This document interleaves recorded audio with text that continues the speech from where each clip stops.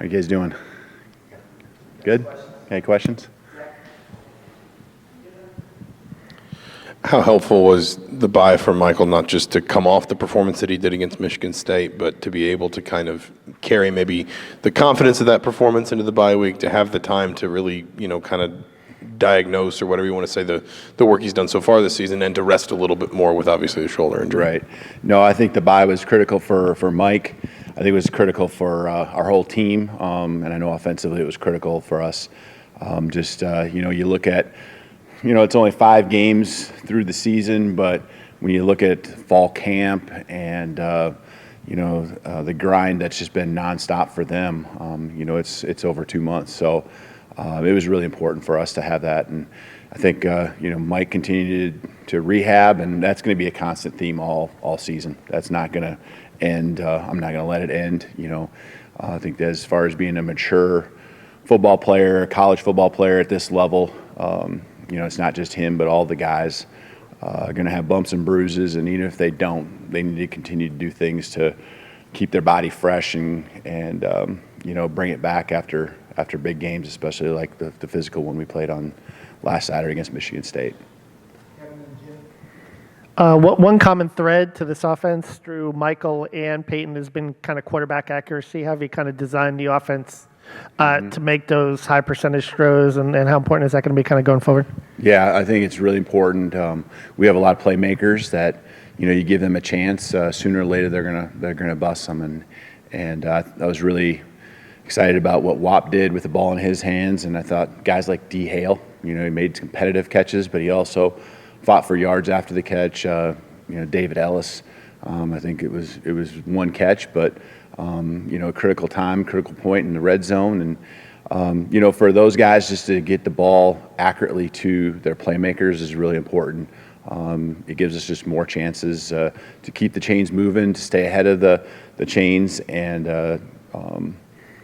just have the whole playbook really available to us in those manageable down and distances. And when we get into third downs and shorts, you see the result of being 6 for 13. I think in that game against Michigan State, it's because of the first and second down why we're so successful on third down in games like that. So, I'm really pleased with what they're doing. It shows that they understand the reads and are working, away from the facility here to understand what they're going to see on Saturday. And, it's all coming together. It's trust and belief in their teammates that the protection is going to be there, that, the receivers and running backs are going to be, and tight ends are going to be open at the right time. So, it's just something we'll continue to build on. I know when we build a game plan, I thought the offensive staff did an amazing job of taking all those things into consideration.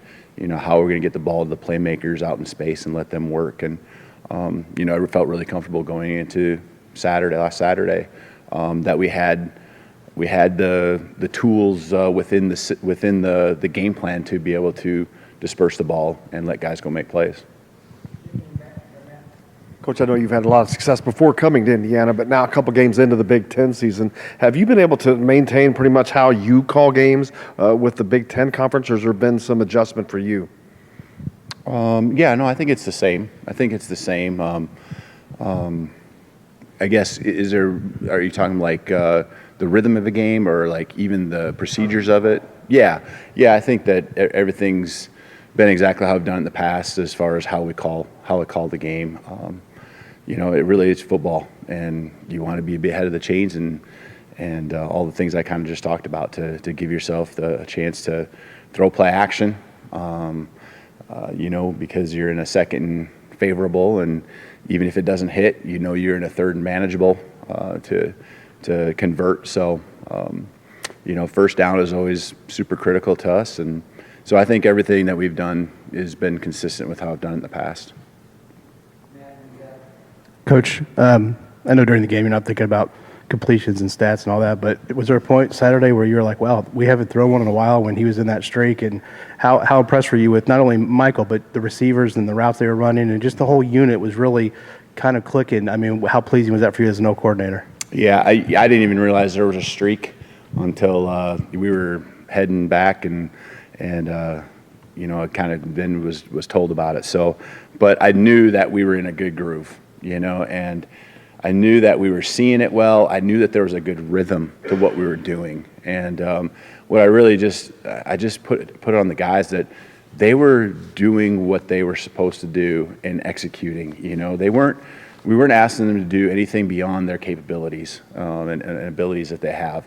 And, it's a credit to the talent we have and them just being locked in the moment and not being concerned about what the score was, who we were playing, just playing football the best that they could play it. And, when you do that, throwing and catching the ball, and you just really break it down to catch it first and then go make a play. We had one drop the entire game, and that was right at the end. We had one sack at the very end, and that was on a screen pass, that was covered well.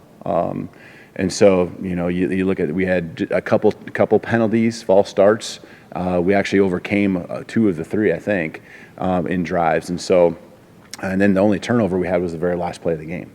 And so guys, I think, just really honed in on the moment and didn't get overwhelmed with anything, and just trusted the plan, trusted each other, and just executed. And I think as far as I think it was that third quarter was really, I think, riding the momentum that we had in the second quarter and just kind of slowly kind of feeling it out and being methodical, and then finding our times when we could hit some explosive plays. But kind of there in the third quarter when we scored the field goal, I think we went 80-some yards, 81 yards, got a field goal, and kind of, looked at the clock and half of the quarter was over, and realized that, hey, that was a good drive. We're still behind, but that was a good drive. And got a chance to do it again and take the lead there going into the fourth quarter, or right at the beginning of the fourth quarter.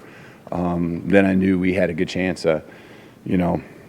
Really, it was really probably the most comfortable I've been with our guys, trusting that they're going to be lined up properly, that they're going to motion properly, that, and I was able to really hone in on what the coverages that we were seeing, the defense that we were seeing, rather than worried about what our guys were going to do or not do, and so there was a lot of trust even on my end towards the offense. And so that was really exciting kind of when you look back on it.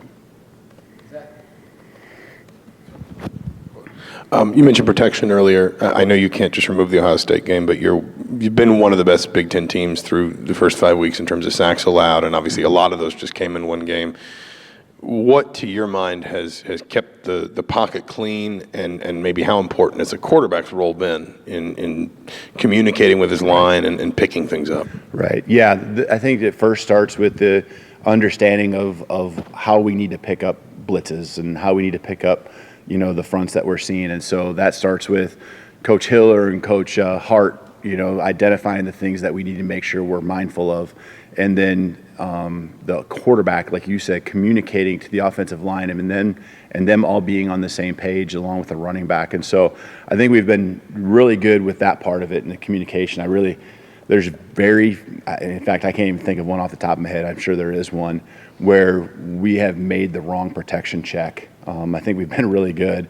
And if we've made one, it hasn't hurt us. The blitz hasn't come, or, it didn't get home and we got rid of it quick. But I think then there's the other part to it. Our quarterbacks knowing where they can get rid of the football quickly, because we've had pressure. I mean, every team in the Big Ten is going to have some pressure. There's some really good defenses out there, really good defensive fronts. And so we've had pressure, but our quarterbacks have been able to be confident that the receiver is going to break his route here, or, this is my first read and this is where I can throw it quickly if I need to. And so everyone's been on the same page, and, I know that's always been important to me is not have negative plays, because negative plays all of a sudden lead in those, in the end, third and long situations. So I preach that a lot. I make sure we got a lot of ways to get rid of the football quick when we get in those situations where the pass rush is maybe a little heavier than what the quarterback might be comfortable with. You talk about trust in your players. Obviously, you had a freshman left tackle in against Michigan State. I mean, what did you see from Matthew Bedford in that performance, and how much more trust do you have in him after watching that? Yeah, I think it was a critical game for him just to build confidence in himself, to show not just to his teammates, but even prove to himself that he can do it. And was really excited watching the film too. I mean, you're going to make mistakes, but his mistakes were minimal, and they were more technical things than anything. So it wasn't like he had really blown assignments or anything like that. So it was really exciting to see him grow and the confidence that he has, and how just in 1 week he's like a different person, and that's really cool. And we knew as a staff that he's going to be a special player for us here. And it's unfortunate it has to happen because of the Coy situation, but it's also cool on the other end to see a guy kind of realize, whoa, I am able to play at this level, and I am able to do some things. And there were some times where he was the reason why we were successful too, especially in the run game.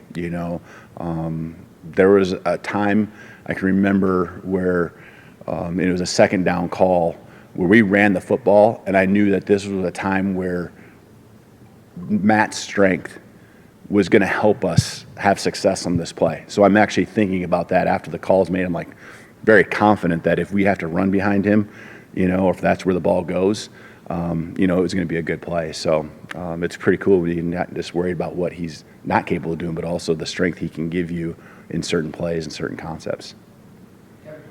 You've obviously had, since January to get to know the guys, but your ability to kind of communicate with them, and how has the buy-in been, and how has that process kind of evolved to now to where you're getting guys to execute?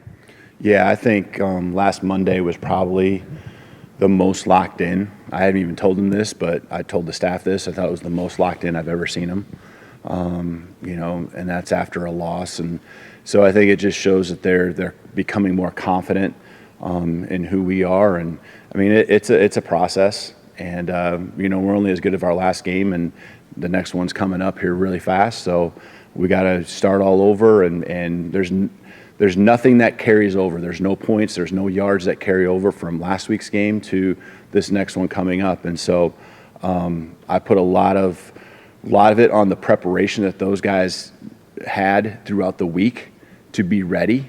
And we're no different than any other team. You can go out there, and if you're not focused and locked in and understanding and trusting each other, a practice could be a disaster. But when guys are locked in, like we were on last Saturday, we can show what we're capable of doing, and it's playing at a high level. And so just riding the momentum and riding the confidence that I think that we've had, not just from last week, but I think it's been happening since the Ball State game. I really do believe that. I know it didn't show up in the Ohio State game like we'd hoped, but I think there was progress in the Eastern Illinois game as far as the efficiency concerned. We're still working on the run game at that point. We worked on the run game even more going to Ohio State. It didn't come to fruition just because of how the game played out, but you started seeing it really happen off run, pass, kind of balance start to happen in the UConn game.